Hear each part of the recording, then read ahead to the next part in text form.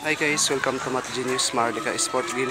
Nandito po ngayon ang mga kabataan. Sila po ay naglalaro ng Math Genius Marlica. Tingnan po natin guys kung sinong mananalo sa kanila. Ito pong laro ay labanan ng calculation number. Gagamitin nila dito ang kanilang talino at diskarte sa larangan ng matematika. Yung huling kumuha ng Jolin, siya po ay tatanggaling panalo. Tingnan po natin guys kung sinong mananalo sa kanila. Kailangan dito ng strategy, technique, pattern para manalo sa laro. Yung huling kumuha ng Jolin, siya po'y tatanggaling panalo.